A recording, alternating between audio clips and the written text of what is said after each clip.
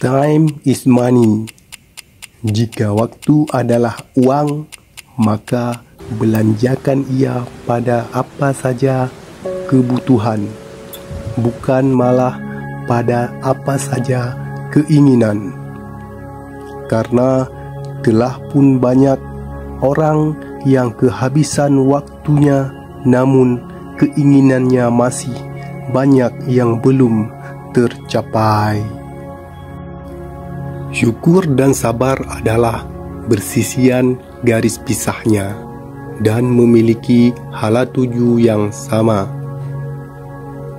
Ketika seseorang telah mampu bersyukur, maka secara tidak langsung dia telah pun melakukan sabarnya.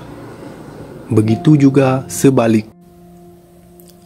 Contoh, seseorang bisa mensyukuri nikmat-nikmat pemberian Allah, kemudian juga bersyukur ia akan nikmat-nikmat tersebut kepada jalan Allah pula, sehingga dia mendapati kebaikan-kebaikan yang bertambah-tambah baginya.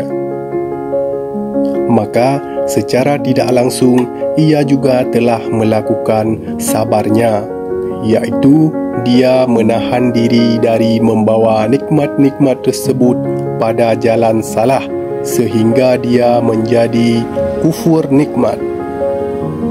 Sebaliknya juga, orang-orang yang sabar atas musibah dan ujian dari Allah, ia tetap ridha pada ketentuan Allah. Maka secara tidak langsung dia telah bersyukur karena ridha dan ikhlas atas ketentuan Allah terhadapnya. Syukur dan sabar adalah umpama dua dayung pada sisi kiri dan kanan pada sebuah perahu atau sampan di dalam lautan yang luas, di mana lautan luas umpama dunia dan gelombang dan ombak laut adalah ujian-ujian hidup.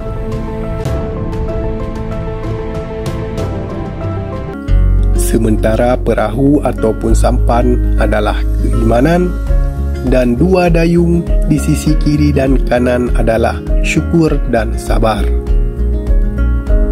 Maka ketika kita hanya mengandalkan salah satu saja, bukan keduanya, sudah bisa dipastikan bahawa kita akan sukar mendapati arah tuju hala. Andai kata kita hanya mendayung sisi syukur saja, maka perjalanan kita hanya akan membuat perahu atau sampan hanya berpusing-pusing dalam gersang ombak laut tanpa bisa menemukan titik tuju. Begitu juga sebaliknya.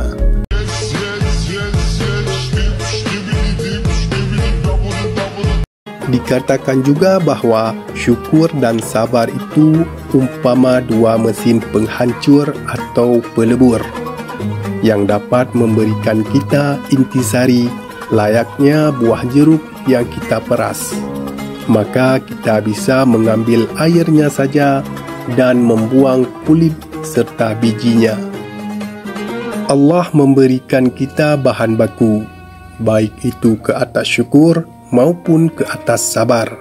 Dan ketika kita memasukkan ke dalam masing-masing mesin penghancur atau pelebur itu, barulah kita bisa mengambil atau menerima keuntungan yang banyak.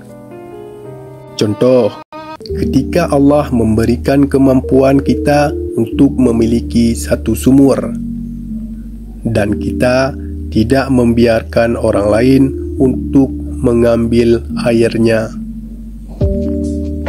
apakah kemudian air dalam sumur tersebut akan menjadi tumpah ruah? Tentu saja tidak, kan? Panas.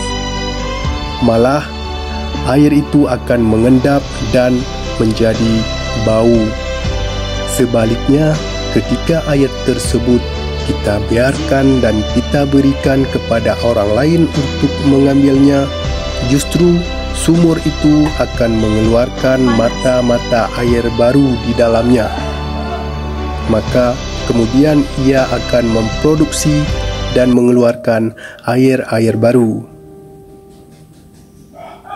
Maka adalah orang-orang sabar dan bersyukur itu adalah orang-orang yang beruntung.